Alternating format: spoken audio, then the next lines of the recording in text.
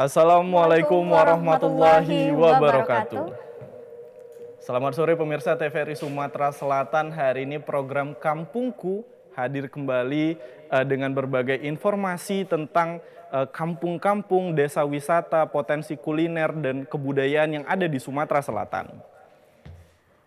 Keanekaragaman sendiri merupakan anugerah dari Tuhan Yang Maha Esa yang wajib untuk kita syukuri. Dengan adanya program Kampungku merupakan wujud kepedulian TVRI khususnya di Sumatera Selatan terhadap keanekaragaman dan adat istiadat yang ada di Sumatera Selatan. Bersama saya Amanda Dan saya Suara Rahmat Putra.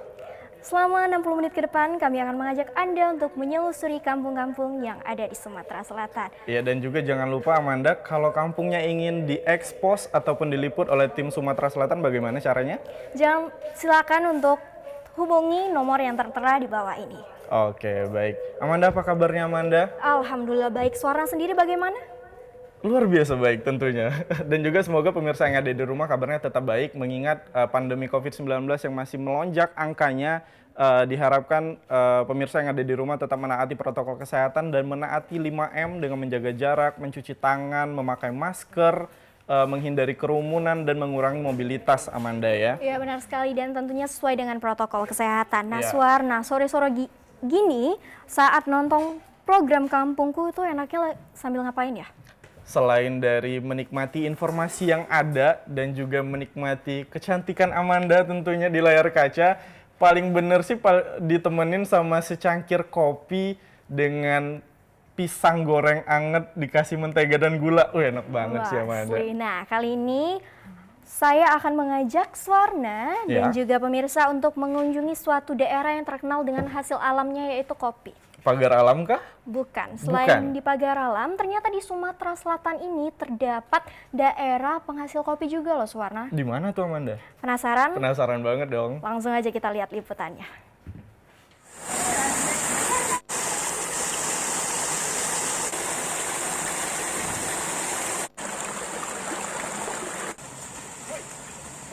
Suasana pagi yang sejuk dan asri di Desa Arumantai, Kecamatan Jarai, Kabupaten Lahat sangat terasa. Desa ini berada di lembah bagian belakang Gunung Dempo, sehingga memiliki udara yang sejuk dengan lahan pertanian terbentang luas. Setiap pagi, rutinitas yang dilakukan warga bersiap untuk pergi ke kebun atau ladang kopi. Apalagi saat ini memasuki musim panen yang dinanti warga. Seperti biasa, kaum ibu mempersiapkan segala kebutuhan bekal selama di kebun. Seperti menanak nasi dan lauk pauk yang nantinya dapat disantap bersama usai memetik kopi. Setelah sholat subuh itu kan kita masak untuk dibakal untuk dibawa ke tempat bekerja, yaitu ladang atau ke kebun gitu kan. Setelah itu seharian bekerja di kebun atau di sawah, kami pulang ke rumah dan kami mengerjakan aktivitas hari-hari kami di rumah seperti memasak lagi untuk makan malamnya gitu.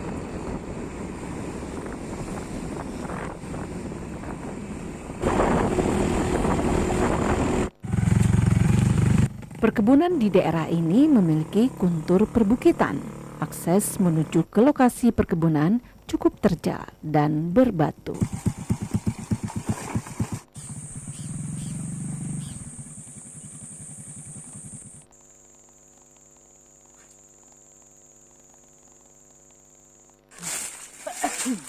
Setiba di kebun, petani langsung memetik kopi. Alat bantu yang wajib dibawa petani adalah kinjar.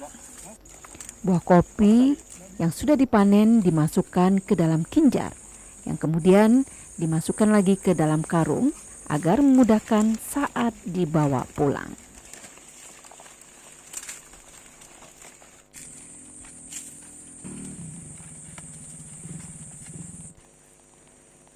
Di sela-sela memetik kopi dan pertengahan hari, petani melepas lelah dan dahaga dengan menikmati secangkir kopi dan gorengan.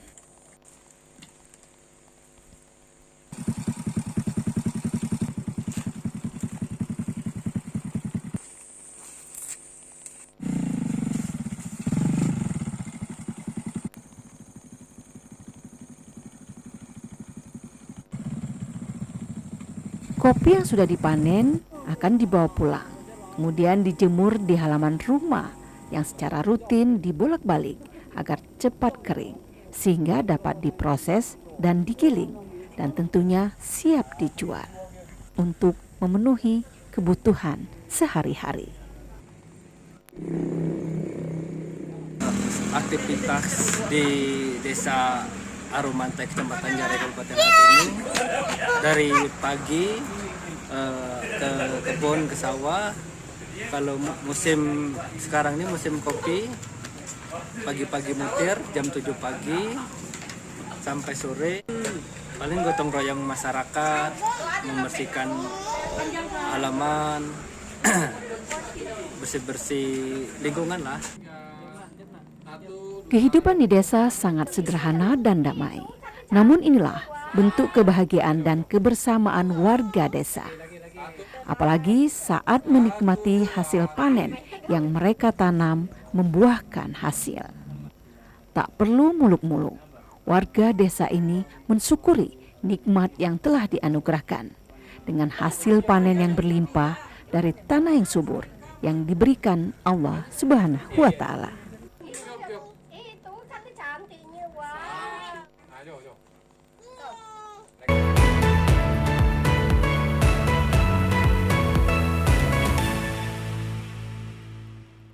Wah, Amanda, selain dari informasi tentang kopinya, tadi juga menampilkan tentang bagaimana keadaan masyarakat sekitar, bagaimana gotong royong yang sangat kuat, dan juga suasana alamnya itu loh, Amanda, yang bikin kangen kampung halaman. Ya benar sekali, di mana suasana di desa Arumantai itu sendiri benar-benar sejuk ya, Suwarna. Ya.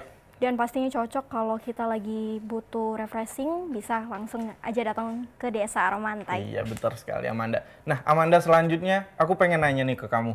Kamu punya hewan peliharaan nggak di rumah? Punya dong. Kamu sukanya apa? Aku sukanya kucing. Oh, kucing. Ya, berarti kita nggak bisa dong jalan-jalan sambil bawa hewan peliharaan masing-masing.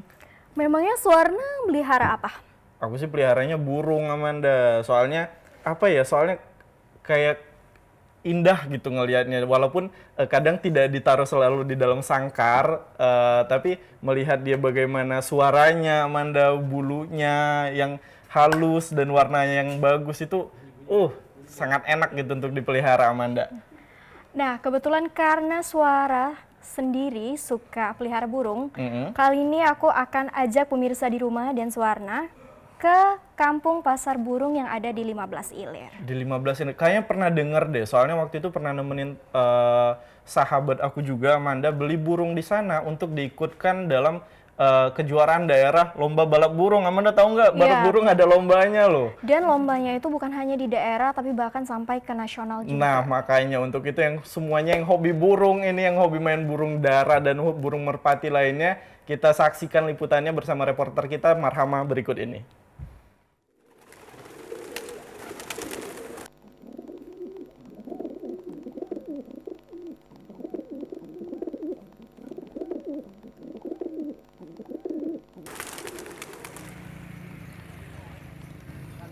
Inilah suasana di Jalan Masjid Lama 15 Ilir, Palembang.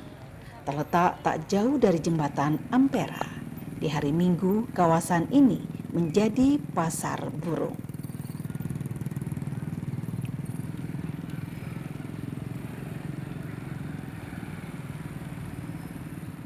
Di tengah aneka ragam satwa yang diperdagangkan, di sudut lain, sekelompok anak-anak lebih tertarik bermain dengan burung merpati.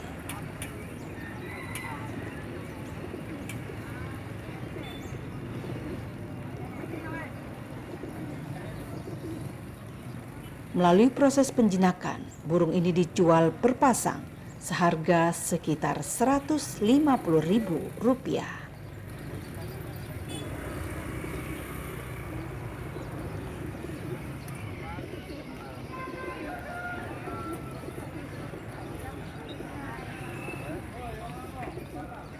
Entahlah siapa yang mengawali, tetapi burung merpati yang jinak memang memiliki nilai tersendiri. Setidaknya menyenangkan bagi pencinta burung.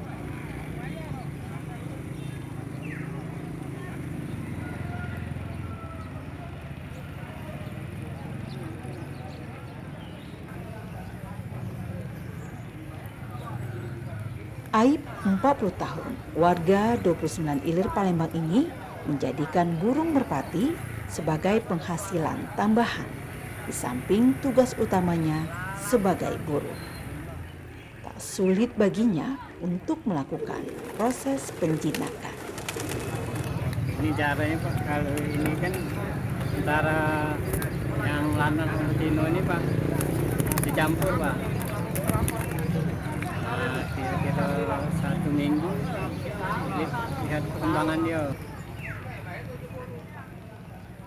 Senada dengan Aib, Ishak 44 tahun yang sehari-harinya sebagai buruh bangunan yang tinggal di Gang Muhajirin ini juga menjinakkan merpati untuk diperdagangkan. Ini kan dari Pandul ada bakulan, jadi kita jinak dewek. Hanya kita beli pasang-pasang aja ini kan. Kalau lambat, kalau di tangan jadi seminggu. Dari tangan ini dia kan. Mandi ke yang jantannya, yang tinonya, itu campur dulu. Dan ini nunggulah nelor baru ada lagi ini kan kita nelor, giring lagi dia nyetangkan lagi.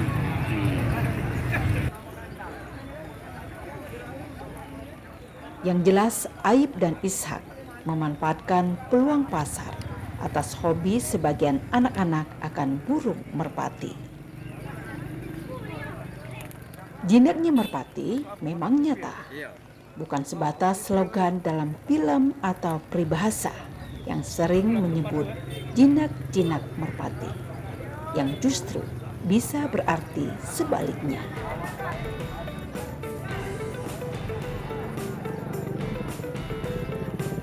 Saudara, bagi Anda penggemar burung merpati, khususnya yang suka dengan burung merpati yang sudah jinak, dapat mengunjungi Jalan Masjid Lama Palembang.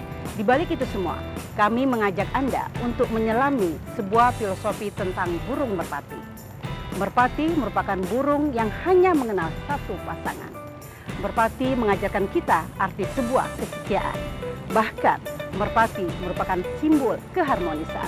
Itulah merpati. Saya Marhama.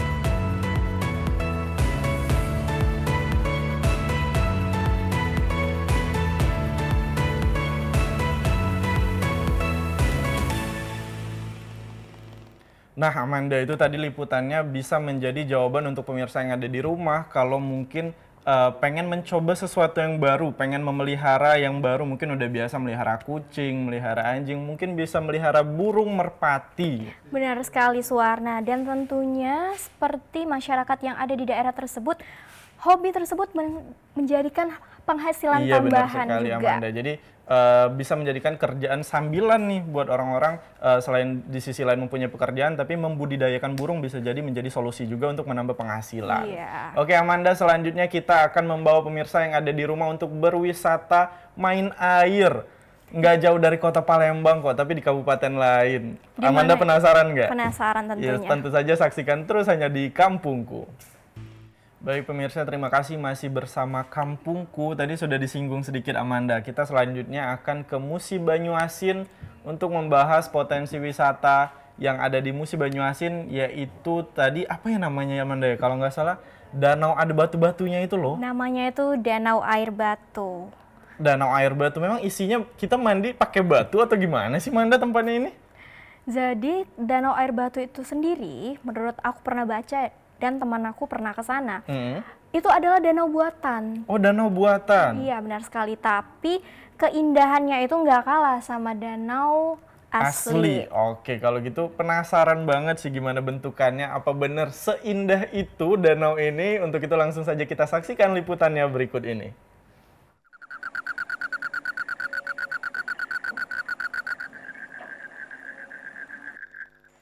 Di Desa Air Batu terdapat danau yang terus diserbu dan dijadikan tempat wisata. Namanya Danau Air Batu di Kecamatan Talang Kelapa, Banyuasin, Sumatera Selatan.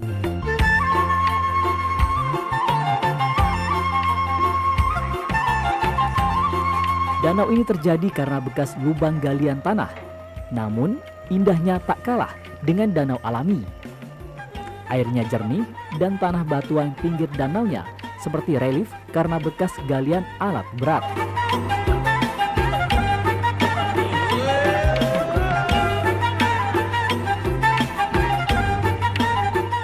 Pemandangan juga terlihat indah, bisa dijadikan latar untuk berfoto.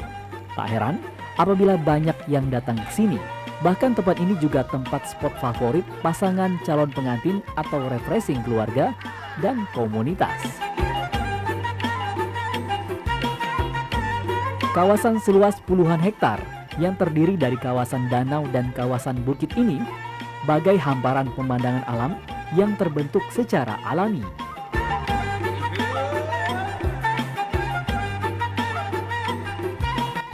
Di sini terdapat air danau yang sangat bening berwarna hijau. Akibat sejuk dan beningnya air ini, seolah dapat melepaskan dahaga hanya dengan memandangnya saja.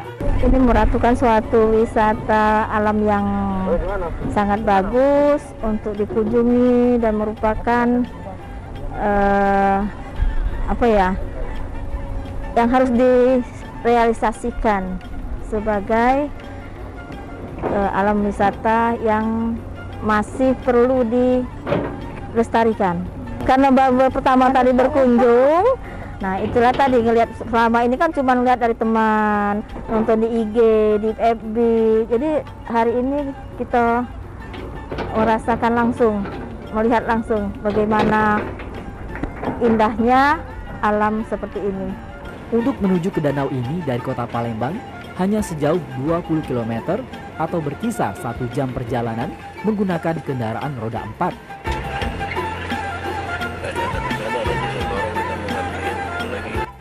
Danau air batu ini dikelilingi dinding-dinding batu yang menjulang tinggi dengan banyak pohon-pohon hijau di atasnya. Danau ini terkenal dengan danau air batu, danau biru, danau Yapi. Ini sudah lama. Ex galian C ini sejak tahun 2008-2009 itu sudah ada galian ini. Nah, danau ini terbentuk ya sejak ada galian ini, Mas. Mulai populer danau yang ada di air batu ini semenjak tahun 2017, 18, 19 ini sudah mulai populer dan alhamdulillah sudah ada yang masuk di media sosial seperti IG, FB, dan yang lain-lainnya. Pada dinding-dinding batu terdapat pahatan yang terbuat dari goresan alat-alat berat dan titik-titik air hujan yang membentuk sebuah ukiran abstrak bernilai seni tinggi.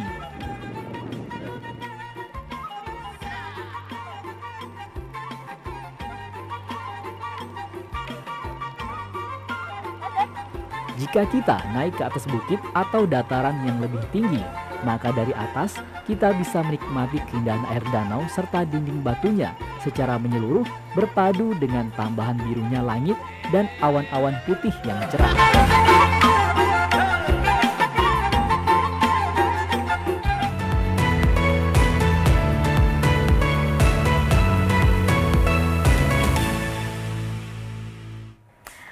Nah, Suwarna, jadi ternyata danau air batu itu bukan ada batu di danaunya, tetapi danau buatan bekas galian. Iya, benar sekali. Dan makanya kenapa dinamakan danau air batu. Tapi luar biasanya indah ya, warnanya itu kok bisa biru keijo-ijoan gitu. Padahal danaunya tidak ditambah pewarna pasti kan, nggak mungkin dikasih pewarna. Nah, Amanda kalau belum ada rencana sih, Amanda udah punya pacar kah? Kira-kira udah punya belum? Kayaknya udah sih. Ya udah nggak jadi deh kalau gitu mau ngajak ke danau air batu. Tapi mungkin lain kali kalau Amanda kosong mungkin bisa ajak pacarnya ke salah satu potensi wisata yang ada di kota Palembang. Kalau Amanda nggak mau jauh-jauh. Oh tadi koreksi sedikit, Amanda bukan di Musi Banyuasin, lokasinya itu di Banyuasin. Iya benar sekali. Nah kalau gitu kita balik lagi ke kota Palembang. Kalau pemirsa di rumah ingin berwisata, Amanda ya, tapi tidak bisa meluangkan waktu untuk pergi jauh, bisa banget ke BKB. Ya, benar sekali, di mana BKB sendiri merupakan tempat bersejarah di mana pada saat malam hari kita akan menikmati panorama alam yang sangat luar biasa. Iya, benar sekali, Amanda. Dan juga memang di komplek BKB ini kan masih berdekatan dengan Sungai Musi, jadi kita bisa menikmati panorama Sungai Musi, bisa berkeliling menggunakan perahu ataupun jajan-jajan di sana. Iya. Enak banget ini, Amanda. Nah, kalau gitu kita langsung saksikan liputannya berikut ini.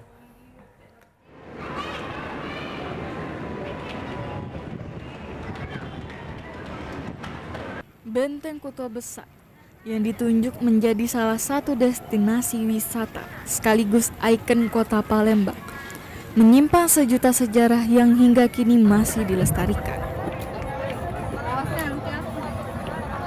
Kalau pemirsa, saat ini saya sedang berada di Ampera. Saya akan mengajak Anda menelusuri indahnya Ampera di sore hari. Benteng Kota Besar yang ada di Palembang ini terletak di Kecamatan Bukit Kecil, Kota Palembang. Nilai sejarah yang didapat ketika berkunjung di BKB merupakan bukti bahwa benteng ini menjadi satu-satunya bangunan peninggalan sejarah yang dibangun oleh orang Indonesia. Selain menawarkan nilai sejarah, tempat wisata ini juga memiliki daya tarik lain. Salah satunya, hiburan yang paling terkenal di objek wisata ini adalah plaza yang memiliki penataan yang sangat bagus. Selain itu, dari tempat ini Anda bisa menikmati pesona Sungai Musi. Sore hari ini menikmati Kota Palembang ya. Tadi dari Jakabaring Sport City dan sekarang menikmati jembatan Ampera. Semoga ditingkatkan lagi sarana dan prasarananya, terutama kebersihan itu untuk wisatawan nomor 1.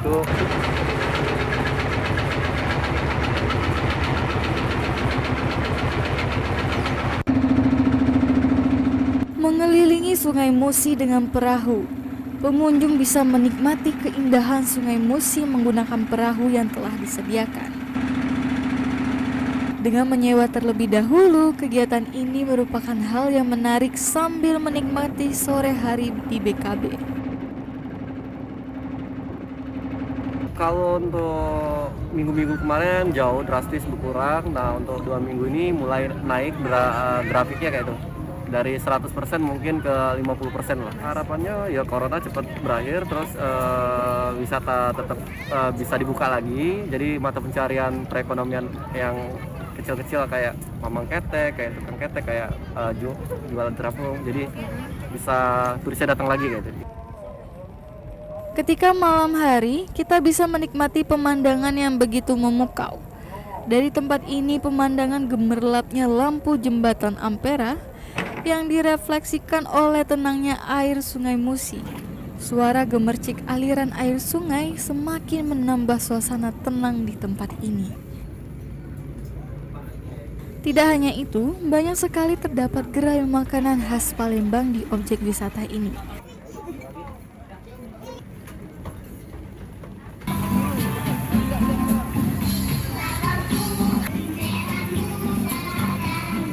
Tempat wahana bermain anak juga tersedia di sini dengan beragam jenis permainan, dan ini sangat cocok menjadi tempat refleksi keluarga.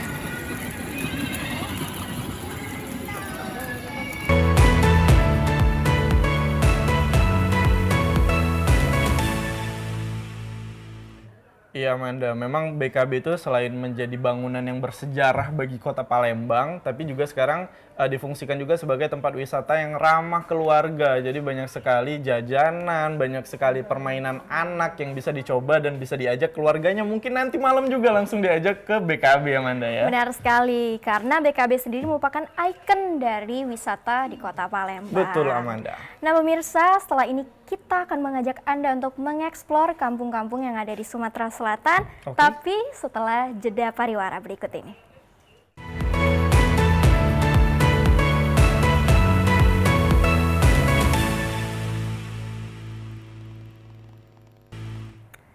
Ya pemirsa, kalau tadi kita sudah menikmati panorama yang ada di Kota Palembang, di BKB tepatnya. Ya. Sekarang Suwarna, saya akan mengajak pemirsa di rumah dan Suwarna ke Kabupaten Banyuasin. Ada apa emangnya di sana, Amanda? Di sana itu ada namanya Gambo Muba. Gambo. Apa itu? Gambo apa kan? Nggak tahu. Nggak tahu. Nggak tahu. Oke, Tolong Gambo dijelaskan itu kepada saya dan pemirsa yang ada Iya, di benar rumah. sekali. Nah, Gambo kalau itu apa, Amanda? Kota Palembang kan ada yang namanya songket dan jumputan. Di Itu kota salah satu kain khas Sumatera Selatan yang Iya, udah terkenal banget lah. Terus Gambo ini apa, Amanda? Nah, di Kabupaten Musi Banyuasin sendiri ada yang namanya Gambo, yaitu kain khas dari Musi Banyuasin. Apakah tidak kalah indah dengan songket dan jumputan, Amanda? Mungkin pemirsa di rumah juga udah penasaran banget. Ini dia liputannya.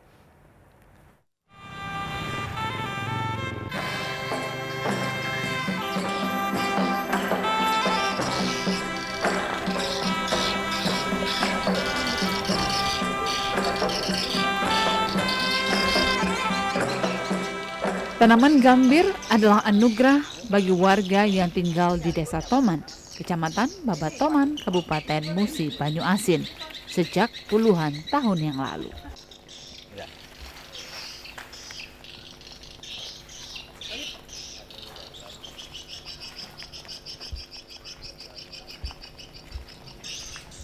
Warga secara turun-temurun mengolah tanaman gambir sehingga menjadi getah gambir.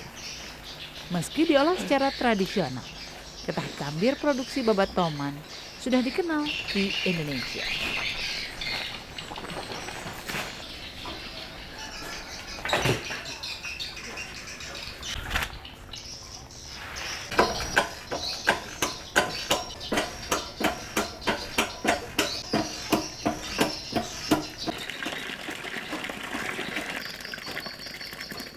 Gambir seolah tak dapat dilepaskan dari kehidupan masyarakat. Limbahnya pun dapat diolah sedemikian rupa menjadi pewarna pakaian alami dengan tampilan warnanya yang lembut. Kami dari pemerintah Kecamatan Babatoman selalu memberikan dukungan kepada masyarakat, memberikan edukasi masyarakat kalau Gambo yang ada di Kecamatan Babatoman ini adalah suatu anugerah dari Ilahi karena suatu keistimewaan untuk Kecamatan Babatoman bisa tumbuh tanaman gambir karena di daerah lain tidak bisa tumbuh dan tidak bisa mengeluarkan getah gambir. Jadi kami selalu memberikan edukasi kepada masyarakat, mari sama-sama kita jaga kelestarian gambir ini demi kelestarian ke depannya.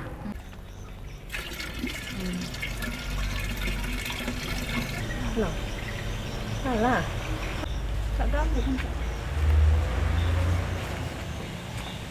Gambo Muba dibuat dengan metode khas pembuatan jumputan yang dibentuk polanya, diikat, lalu kemudian dicelupkan ke limbah getah gambir yang telah disiapkan.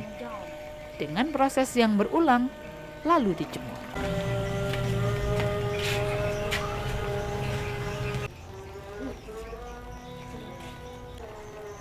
Gambo Muba memberikan warna di Desa Toman. Namun menariknya, Anda tidak akan menemukan rumah produksi gambo yang berdiri khusus. Para pengrajin menyebar di rumah masing-masing.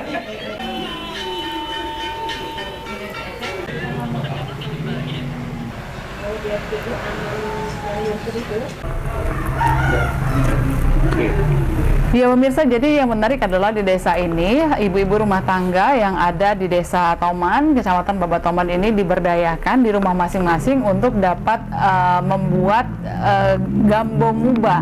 Jadi ibu-ibu tidak harus meninggalkan rumah, tidak harus menelantarkan aktivitas di rumah tangga, tetapi juga yang menarik adalah mereka masih tetap dapat mendapatkan penghasilan tambahan.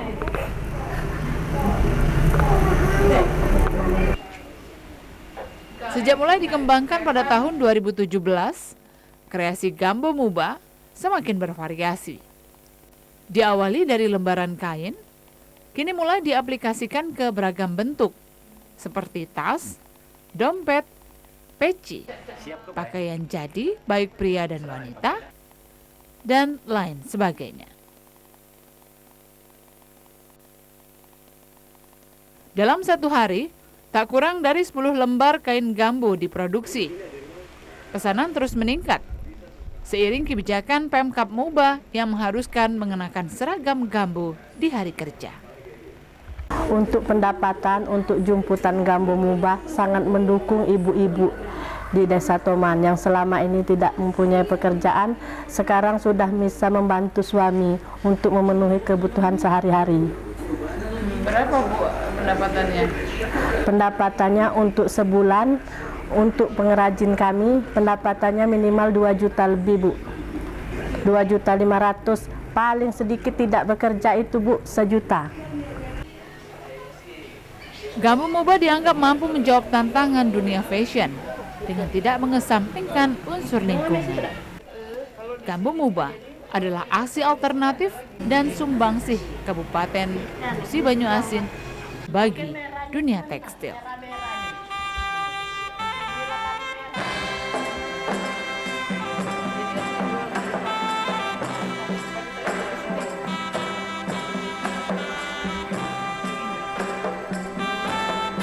Kampanye hijau yang melekat pada produk Gambo Muba diharapkan menjadi daya tarik tersendiri bagi dunia fashion.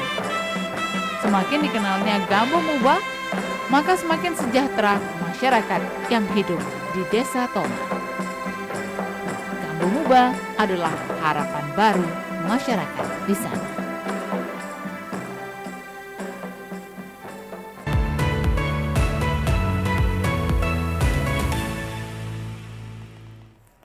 Nah pemirsa dan Suwarna, itu dia adalah Gambo Muba. Gimana? Nggak kalah cantik sama jumputan dan songket? Bener banget Amanda, tapi kalau dilihat dari proses pembuatannya memang tidak beda jauh dengan jumputan ya. Tapi memang dalam hal ini menggunakan bahan khusus yaitu dari getah ataupun limbah gambir. Makanya disebut dengan Gambo tadi, Gambo Banyuasin. Iya benar sekali. Musi Banyuasin maksudnya. Nah juga Amanda, nanti setelah ini kita masih membahas tentang fashion. It's all about fashion, Amanda. Nah, ini kan kita udah kapelan, udah serasi seirama banget pakaiannya. Mungkin kalau kita nanti siaran berikutnya, kita mau memilih pakaian apa yang mau kita pakai berikutnya yang bisa samaan, mungkin ini bisa jadi solusinya, Amanda. Tahu nggak apa? Apa itu? Kita mau ke Prabu Muli dan kita akan membahas tentang kain yang terbuat dari limbah nanas. Tunggu. Biasanya di Prabu Muli itu memang terkenal dengan yang namanya nanas. Karena Prabu Muli itu merupakan penghasil nanas ya. Iya, benar banget, kalau Amanda. berhubungan dengan fashion itu gimana sih? Apa nanasnya bakal ditempel di bajunya atau menggunakan selai nanas? Itu jadi penasaran banget gak sih Amanda? Mungkin pemirsa juga di rumah udah penasaran, ini dia liputannya.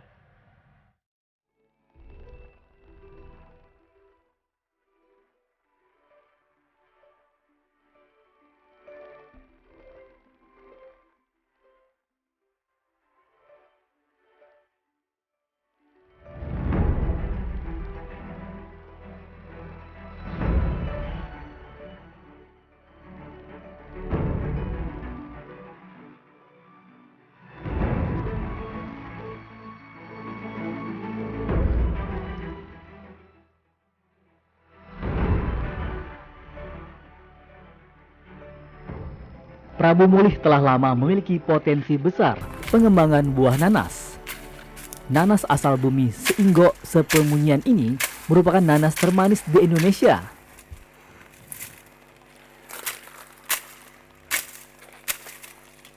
Rasa manis dengan kadar gula rendah Brix 13 ini memiliki keunggulan yang tak dimiliki oleh nanas dari daerah lain, sehingga banyak mengisi pasar di kota-kota besar, bahkan diekspor ke mancanegara seperti Jepang, Korea hingga Kanada. Ini 8 sisi ke atas, termasuk nanas bungaran Kota Prabu Muli.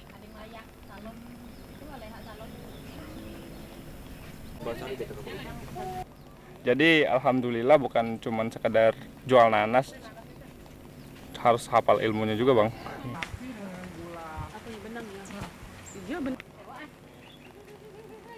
Biasanya warga dan wisatawan membeli langsung dari kebun petani. Salah satunya yang berada di Kelurahan Patih Galung, Kecamatan Prabu Muli Barat ini yang membudidayakan buah nanas jenis Queen.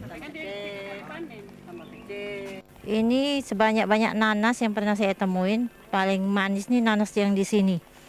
Kalau di sini di kebunnya lebih murah dari tempat-tempat yang lain langsung. Kalau saya beli biasa 3.000 satu. Satunya 3.000 ya? Kalau di tempat lain berapa, Bu? Yang biasa saya beli ini yang 3.000-an biasanya 5.000-an di tempat lain.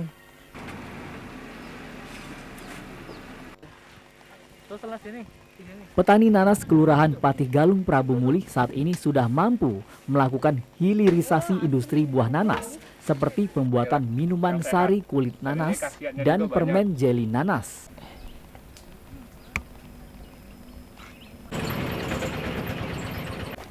Tidak hanya buah, ternyata daun nanas dapat dimanfaatkan seratnya untuk bahan baku pembuatan tekstil. Inovasi ini baru dikembangkan dan sangat menjanjikan.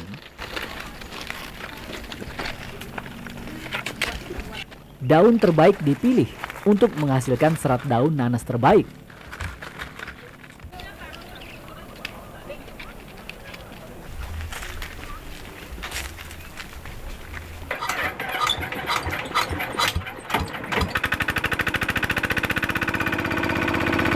Mesin pencacah daun memudahkan para petani dalam memproduksi serat daun nanas.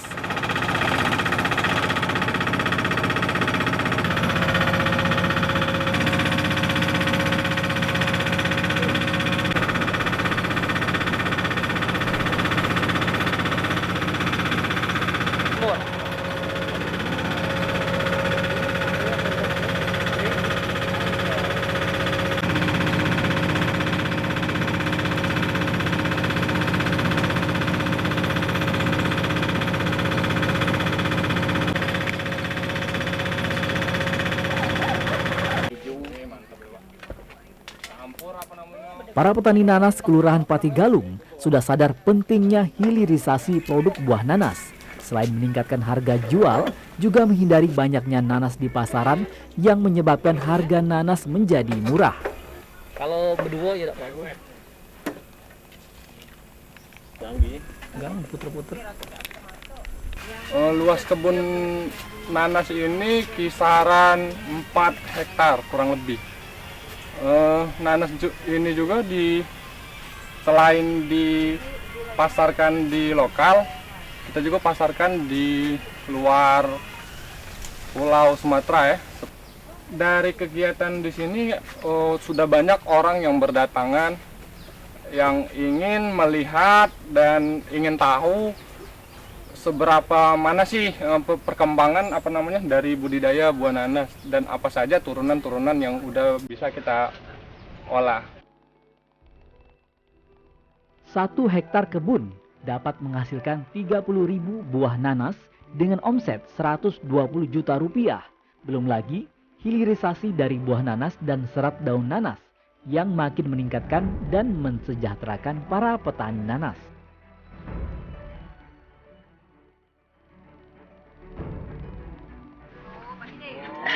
Segar. Saudara, tidak cuma nanas, warga Patih Galung telah memproduksi berbagai macam olahan nanas, seperti salah satunya permen jeli, manisan nanas, dan sari kulit nanas ini. Frans Reza, Valeri, TVRI Sumatera Selatan. Lanjut.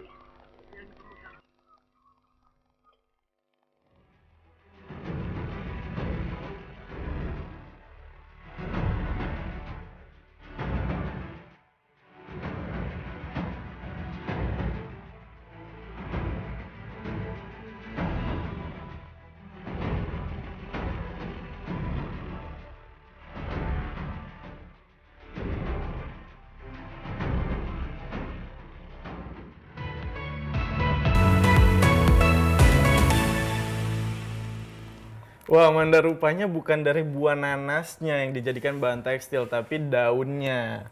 Ya, benar sekali. Saya pikir tadi daun beserta duri-durinya dijadikan pakaian, rupanya tidak. Tadi diserut lagi dengan menggunakan mesin serut daun, nanti hasil dari serutan itulah baru dijadikan bahan untuk membuat tekstil.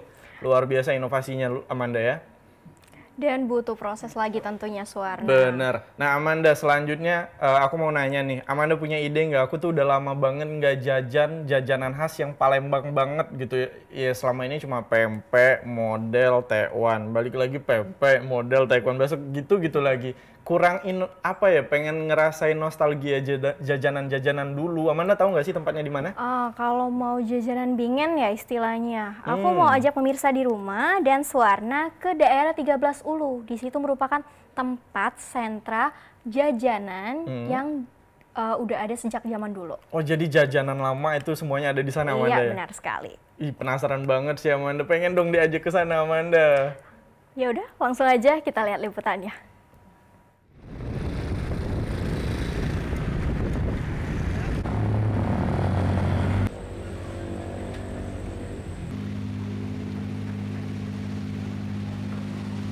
Di Kelurahan 13 Ulu, Palembang inilah lokasi jajanan kuliner bingen yang beberapa bulan terakhir cukup menarik minat pecinta kuliner.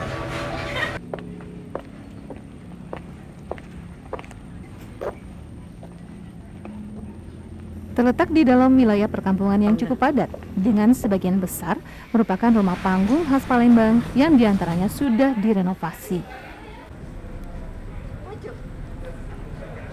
Inilah pusat jajanan kuliner bingen yang telah cukup dikenal akhir-akhir ini.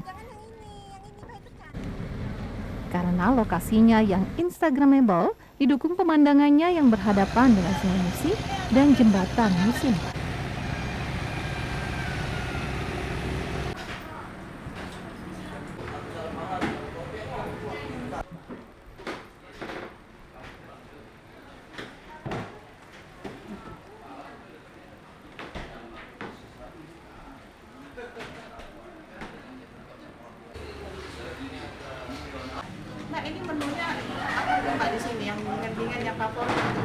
Di sini pengunjung dapat memilih makanan yang diinginkan.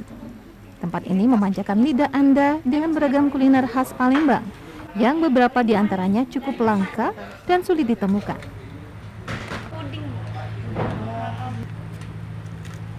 Sesuai dengan namanya, kuliner bingen menjadi andalan di sini. Karena keinginan untuk melestarikan makanan khas Palembang tempo dulu agar tidak tergerus zaman seiring berjalannya waktu. Kebetulan tempat keberadaan Anda Bercinta ini adalah merupakan tempat masyarakat pengrajin dan pelestari makanan-makanan bingen khas Palembang. Mulai dari makanan kecil hingga makanan berat. Alhamdulillah banyak masyarakat baik dari dalam kota seperti Palembang, seberang Ilir, seberang Ulu, bahkan dari Sumatera Selatan dan beberapa waktu kemarin ada sempat dari luar kota. Ya, bahkan ada tamu kita yang pernah datang dari Malaysia untuk mencicipi makanan-makanan bingen. Jadi cukup antusias dan cukup semarak.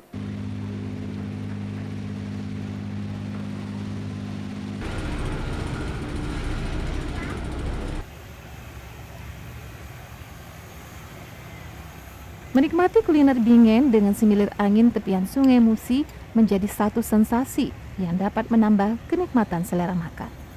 Sembari bernostalgia dengan makanan yang pernah dinikmati tempo dulu.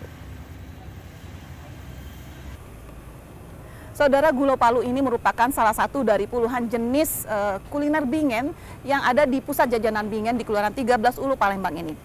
Dan bila kita flashback kembali, jajanan Gulo Palu ini pernah menjadi favorit di era tahun 80-an. Dan di sini juga Anda dapat menemui beragam jenis kuliner lainnya yang bahkan sudah sangat langka ditemui di kota Palembang. Jadi jika Anda ingin bernostalgia dengan makanan tempo dulu, tidak ada salahnya jika Anda mencicipinya di sini.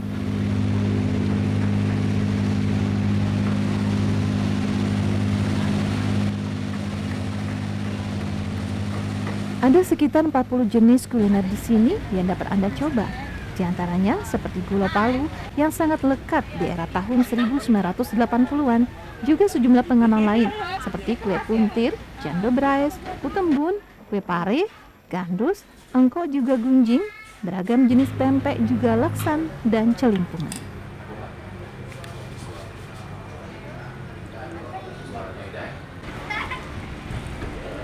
Kuliner ini dapat dinikmati dengan suasana yang cukup nyaman, sembari melihat aktivitas di perairan Sungai Musi dan Jembatan Musi 4, sehingga akan sangat berkesan tidak hanya bagi warga lokal saja, tetapi juga bagi para pengunjung yang datang dari luar kota Palembang.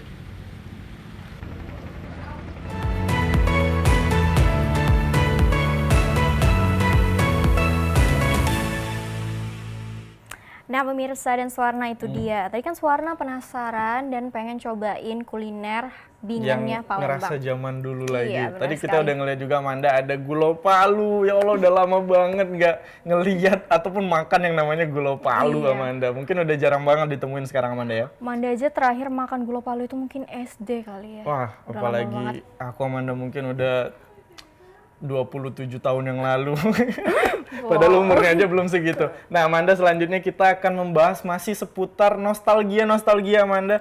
Mungkin zaman dulu kita sering ngelihat kalau di kampung itu, aku tuh sering banget ngelihat ada topeng monyet, ada kuda lumping. Amanda sekarang udah jarang banget ditemuin. Iya, karena sudah tergerus zaman juga dengan adanya teknologi yang maju. Anak muda sekarang lebih senang K-pop, lebih senang budaya barat. Budaya lokalnya ditinggalkan. Tapi Suwarna nggak perlu khawatir, ternyata di Sumatera Selatan, khususnya di Palembang ini, di daerah Dua Ilir, ada tempat yang tetap melestarikan kebudayaan yang ada di kota Palembang. Bagaimana tuh Amanda? Penasaran? Penasaran banget dong. Langsung aja kita lihat liputannya. Palembang merupakan kota metropolitan di mana masyarakat dari berbagai latar belakang kebudayaan berbaur dan hidup saling berdampingan satu sama lain.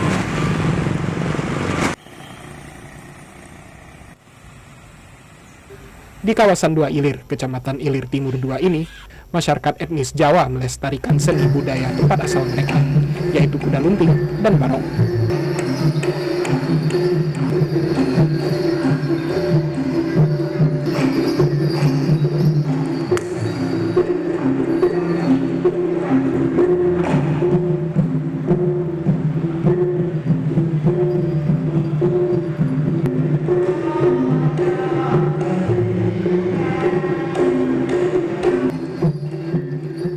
Masyarakat pendatang tetap melestarikan seni budaya mereka dengan tujuan memperkenalkan kepada masyarakat setempat.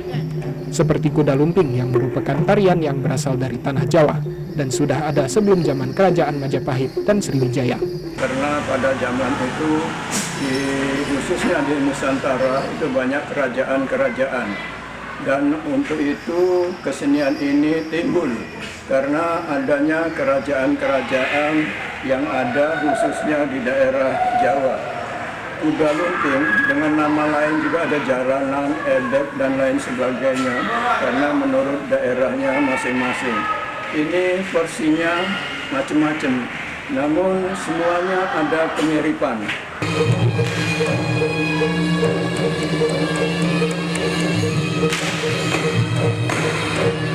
Selain kuda lumping, masyarakat Dua Ilir juga mempelajari tari barong.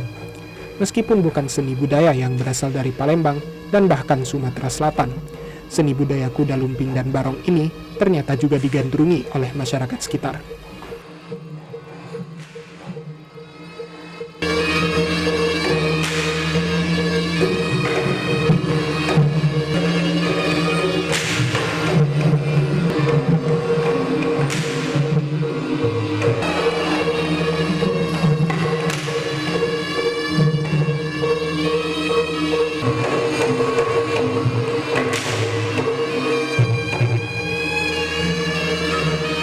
Kita cuma di sini ini bukan cuman kita, bukan orang Jawa. Sebenarnya jangan orang Jawa sih. Orang Komering, orang manapun di sini malahan banyak orang kampung, orang Komering, orang Palembang di sini yang paling hobi ini.